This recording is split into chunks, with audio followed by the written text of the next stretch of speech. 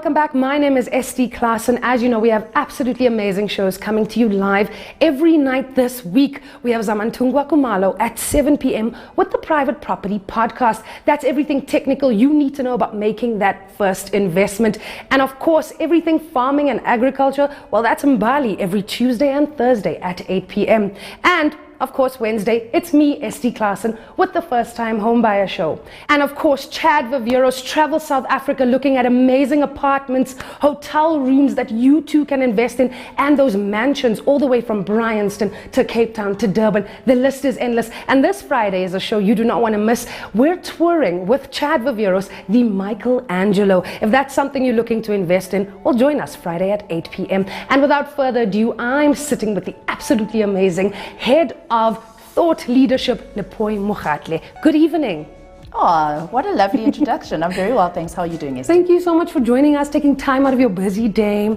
And I love just engaging with you just a little bit before the show. Is what I noticed about you and your characteristics is that you're very down to earth. And that's something that we need as millennials, first-time homebuyers, people who understand us, you know. I agree 100%. You know, a lot of the time, buying a home seems like such a complex process, but it really doesn't have to be. And I think our jobs, including all stakeholders in the property chain, is to make sure that we eliminate that complexity and make it easy and helpful for people to own homes.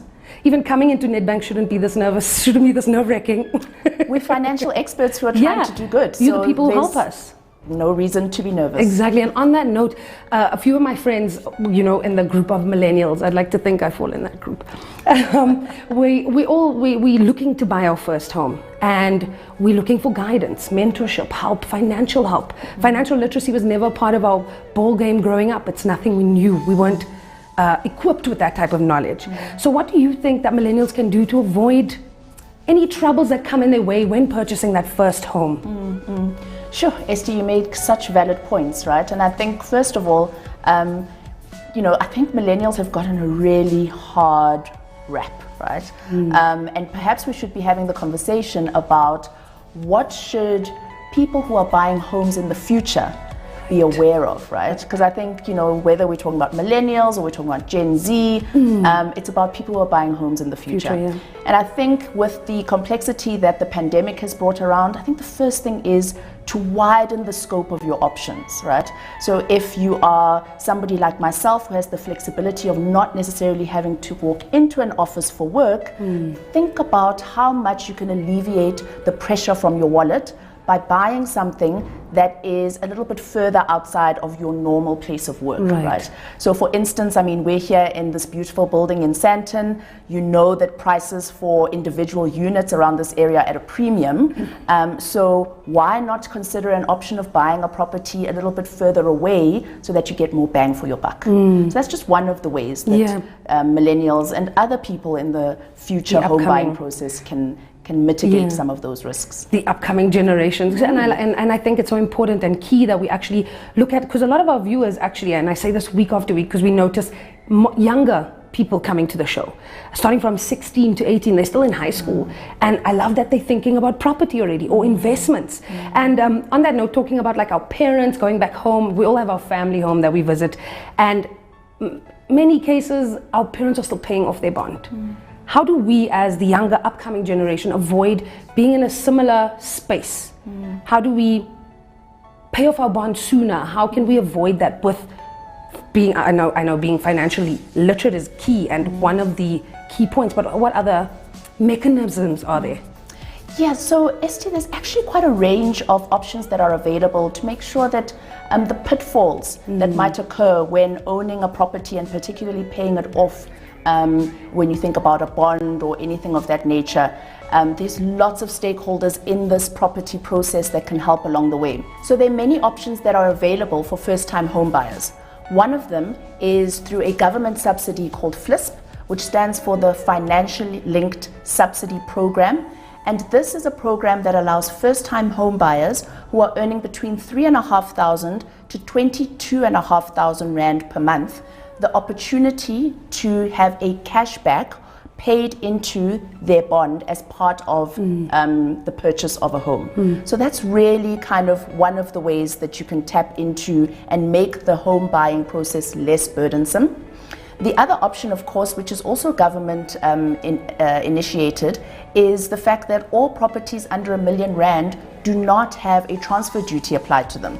So that's also one of the big wins in as far as being able to access the property market and make it a little bit more flexible and manageable for first-time home buyers. And we always talk about research.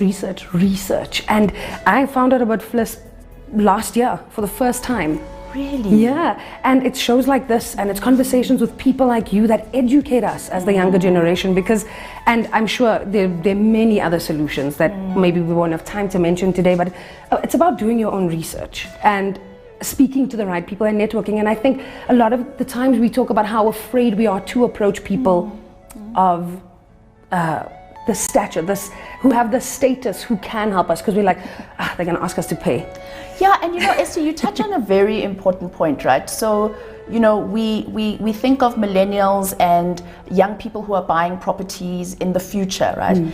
And some of the thinking around that is that a lot of young people feel like they don't want to be tied to a property. You know, they want to be able to travel, even post-COVID perhaps, but they want that fluidity of being able to be anywhere and not be tied to anything. That does not mean that property purchasing doesn't play a factor in that. So nothing stops young people from taking up the opportunity to buy properties and use them for investment purposes, right? Exactly. So start the journey now and actually add to your investment portfolio, even though you might not consider staying there permanently. We always talk about this passive income. Go travel while your house makes money for you. You know, your property, your investments make the money for you. 100%. I wanted to talk a little bit about the trends between, because I called you a veteran earlier. You know, you've been around, you've been in the game, and I want to ask you a little bit about the trends. I read an article, it was I think 2 years ago, about how black women are taking over the market, the property market, young, single black woman. And so let's talk a little bit about the trends, millennials maybe in this day and age, and how it was back in the day, and if we can touch on both things, renting and buying. Sure, interesting. Yes, and I remember that piece of research that was done where women, particularly black women, of course, are taking up space in as far as the property purchasing arena is concerned. And I think that's a consequence of a number of things, right? So firstly, it's about accessibility.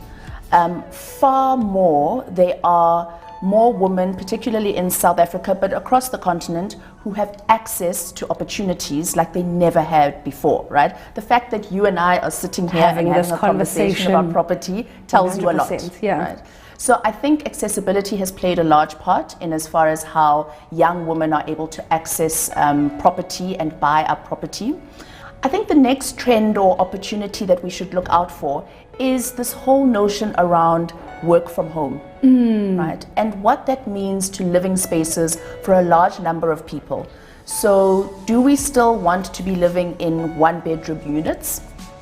Or do we want a lifestyle that allows us to live in our homes as often and as frequently as we are doing now during lockdowns and during a pandemic, right? So I think the narrative around you know, sectional title versus freehold, one bedroom versus 3 bedroom is really going to be an interesting debate that we can take forward. And I think lastly, the third trend that we need to watch out for is rental versus purchasing, right? And I think that plays into that whole millennial or Gen Z or property owners of the future space, right? So what is it that you want your home to bring, right? Do you want your home to be an investment opportunity? Do you want it to be a space where you can raise your children and build a family, or even look after your loved ones? Because there's a lot of us who have that kind of responsibility. And so part of that will determine how much the rental space changes and transforms in a space and a time where people are really starting to consider what it means to own property. Right. Yeah. And I think it's important to know, and I've been doing a lot of research because I'm looking to move and or to do rent to buy or to purchase property, and it's important for us to know, I think we assume the word bond, we assume that it's going to be like 20,000 rand. where if you look at apartments that maybe you're looking in Sandton, and it's about 7 or let's say 10,000 rand a month, you could find an amazing apartment maybe further away from Sandton where you could buy it and pay off that bond. A lot of this knowledge is new. It's new knowledge to me, and I'm learning every day about these little things that or ways that I can purchase property. And it's very key. You said something amazing about knowing why you're buying your property, knowing, is it investment? Is it a first home? Is it a home? Do you want to make this a home? Or is it whatever the other reasons were? But what's important about that is because one of our guests previously spoke about the emotional attachment to buying property. And when you're investing in a home, to tell yourself, this is my home, and 2 years later it will be an investment, it's hard. It's not that easy to just give up. And I think, you know, we're moving towards a space and a time where things are no longer as structured as they were. There's fluidity. And so there's fluidity in our lifestyles as well. And I think we need to own and accept that. One of the key things that we also need to consider is that life and most things around it happen in cycles, right? Yeah. And the interest rate is one of them, right? So interest rates work in a cycle. So when you're considering buying a home, particularly as a first-time home buyer, right, understand that interest rates are cyclical. Right now, we're experiencing probably one of the lowest interest rates, or going through one of the lowest interest rate cycles. The repo rate is sitting at 3.5, which means prime lending is sitting at 7. And so this sounds like an opportune time to purchase a home, right? Which is great. But one of the key things that we need to consider is to make sure that as that cycle turns, that you and I are ready for that turn, right? And we're ready to make sure that there is a buffer in as far as being able to repay at a higher interest rate cycle. And so those are some of the things that should be considered as you think about, am I buying this property to live in? Am I buying this property to invest? Either way, it's cyclical. Yeah, and when it changes, am I ready? Are you ready for that change? We spoke about just earlier about us not, me, I mean say me, because you're the veteran. She keeps saying this, right? She keeps saying this like financial literacy. That's your language. That's what you speak. You speak finance. We spoke about financial literacy being foreign to a lot of young individuals. What would you say that Nedbank, or what would you say that you're doing to, especially when it comes to credit score, this thing called credit score, which a lot of us are only learning about now. How do we maintain that? How do we check if we qualify for certain things? How do we even get a good credit? What is a good credit score? Yeah, so let's break down that credit score conversation a little bit, right? So your credit score is essentially a number that gets assigned to any individual who has a behavior in as far as how they pay their credit accounts. So whether it is a retail shopping account or a bank-linked credit card, for example, you will be assigned a score based on your credit behavior. How often you're paying the credit off? Are you paying the right amount? Are you paying it consistently? And that score is assigned by various credit bureaus across the country, right? So that is your score. That score allows people like ourselves at Nedbank and other credit lenders to make sure that when we are lending to you, we're not lending in an irresponsible or reckless manner. It is to empower our customers to make sure that the kind of credit decisions that are being made are the right ones. So that's the credit score concept. And then, so I think another important thing, because we are like talking to the next generation, is what do we need to do to actually have a good credit record, to qualify for that home loan, to qualify to make that big investment? Yeah, and the trick is simple, right? It's if you had to lend somebody money, right? There are terms to that contract, if I can put it that way, right? So if I'm going to lend somebody money, I need to make sure that when they say I can pay back every Monday, that's what they're going to do.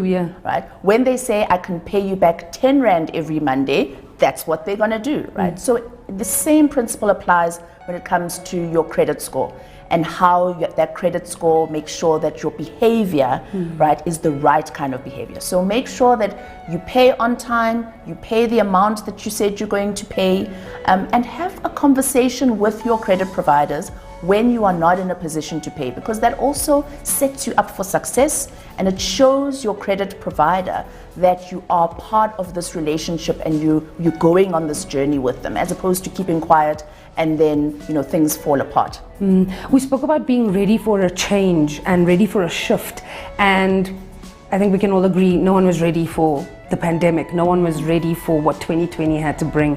And during that time of uncertainty, there were solutions made by Nedbank and by people like you, sitting on the top there, making these changes.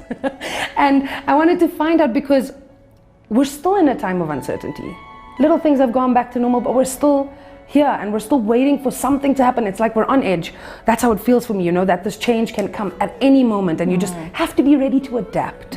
And what has Nedbank done to help us make the application process for this investment, for your first home, possible and easier during this time of uncertainty?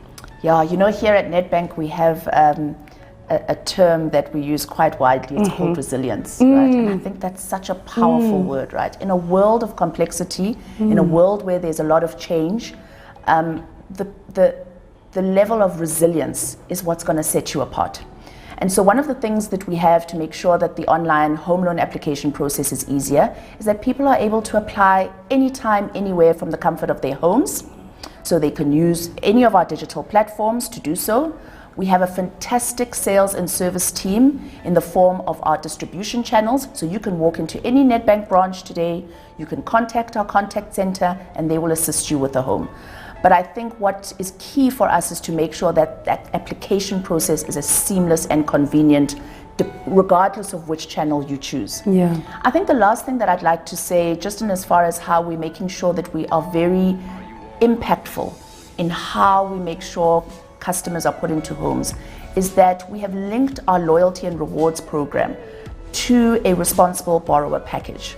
So it's not just about giving away points for swiping or transacting, which is what traditionally loyalty and rewards programs have been. But I think at Nedbank, what we've really tried to do is to make sure that we recognize those customers of ours that are responsible in paying back their home loan or their credit cards or their personal loans. In fact, just recently, because of that responsible borrower package, one of our customers was very lucky to have been selected for their home loan to be paid off in full. Oh, wow. Because they were managing their behavior and their repayments so successfully. So that's just one of the things. Yeah, and I love what you said about resilience. I mean, back in my varsity days, we looked at resilience as an elastic. So pulling it, but it comes back. And I think the ability to do that, and it's not only for the people for the younger generation who are applying for the home loans, but it's also people like you on the other side, the people who were maybe afraid to speak to or ask for advice, but just to show us that no, we too are resilient. So we educate you to kind of have the same characteristics. Yeah. And on this note of uncertainty, we know that during COVID people lost jobs. Retrenchments was a thing, and it was such a difficult time because a lot of us had to go and dig into that savings account and touch money we didn't think we'd ever have to right now. And I just want to find out about, like, when it comes to what Nedbank did during that time for their customers during, again, that time of uncertainty. Sure, that was a tough time, and I think it continues to be a tough time for a lot of our customers. So we had a range of debt relief options available to our customers, and I'll talk specifically about the home loan one. So we had payment holidays that had been worked out. Customers could actually go online to our digital platforms and ask for relief because they had either been unable to work as a result of COVID, or had literally lost their jobs. Right? So that relief program has almost run its course. Nothing stops a customer today of Nedbank's from contacting us directly and saying, I'm still struggling and I need help. And what we've decided and what we're very clear on is to have a very bespoke set of solutions depending on each customer's individual circumstances. So our ask to our customers is always to contact us, have a conversation, and then make the necessary arrangements, because there are arrangements that can be made. We spoke a little bit about this thing called FLISP earlier, and the chats about property among millennials, let me tell you something, it is coming up. It's it's a chat that we have at the dinner table now. From personal experience, it's something we talk about often. We're not afraid of it anymore. We may not have enough money, but we talk about it. And the fact that it's part of the conversation right now is one thing. That means something, right? Just to have vision, ambition, exactly what the show is about. And we spoke about other solutions that people who do not have, we talk a lot about not having enough money, but between 3,000 to 22,000, you said, right?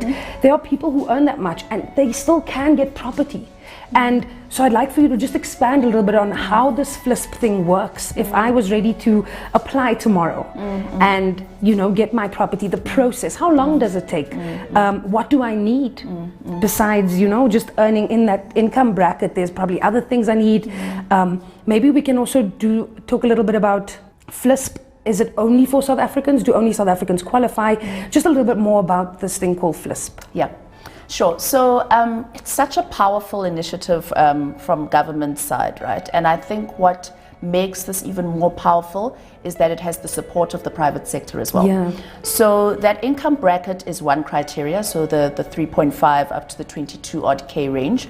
But the other criteria is it's quite lengthy, right? So I would encourage consumers to go online to the housing department's website and just have a look at that criteria. So one of the criteria for FLISP is that you need to be in a household where there are dependents. That works in your favor, right? And I think one of the things that is what government is really trying to do is trying to address those parts of society where there is a fundamental need to house as many people as possible, right? The other thing that FLISP requires from a customer who wants to buy a property is that that property is linked to a bond. So you are not buying that property for cash. You are buying that property and have applied for a bond through one of the home loan providers. Yeah, so FLISP is, again, a powerful initiative run by government, and the beauty of it is that it has the collaboration with private sector. I think because the criteria for FLISP is so broad, my recommendation would be to visit the Department of Housing website and understand all that criteria and see which one fits you best in order to make the right application process. Again, research, and it's so important to do your own research. We can talk all day about what you need to do, but at the end of the day, and I think what's so important about research is when you do it yourself, you kind of understand it in your own words, your colloquial, your terminologies, what you understand. And just before we wrap it up, I want to talk about, there's a lot of misconceptions when it comes to, and I say this all the time because I think it's my fear, maybe I shouldn't project, about going to the bank and asking for a home loan, about these discussions that we should be having as the younger generation. And obviously it's the stigma around the banks and it's talking about home loans. But what has Nedbank done to kind of break that narrative, change that narrative, and to let go of that stigma, made it easier for us to come to you? I think, Esti, it's also about purpose, right? So at Nedbank, we're very purpose-driven. Our purpose is to use our financial expertise to do good for individuals, communities, and families. And so when we talk about how we have made things a little bit simpler for the home buying and the home ownership process, I think our branch network, walk into a branch today at Nedbank and you will see the change, you will see the future in those Nedbank stores. I think secondly, what we've done is we've broadened the channels that our customers can go to. Our digital channels are prime and ready for anybody, be you a first-time home buyer or a seasoned professional of buying homes, to access toolkits that allow you to search for properties, get property information and apply online. And we've also obviously got our contact center who has a strong bevy of sales consultants ready to actually assist with that process. Thank you so much, Lephoi, for joining me today. But I don't want to end it right there. I want to ask you a personal question. We're talking about home loans, and you've given us such amazing advice on what we can do. And this is not only for the millennials, it's not only for the younger generation. If there's anything you can take from this conversation and apply it to your own life, please. You've made it sound so easy. And I think the key thing here is that it is. And last question, what does home mean for Lephoi? What does home mean, that thing home? Sure, now you're getting personal, but I can completely answer that. Home for me is two things. Home for me is Johannesburg, because I have an absolute love affair with the city. Yeah. And I think anybody who's tied to a city and its energy can relate to that. And then home is also where my family is. Yeah. So my husband and my kids, and I think wherever they are is where I'll be. That safe space, that safe haven. Again, thank you so much, Lephoi. Thank you. And we need to have this chat again, and I think you'll see, and we spoke briefly about trends, but trends are changing. Thank you so much, Lephoi, for joining us. That's all for tonight, the First Time Homebuyer Show. And we'll see you guys again next week, same time, same place.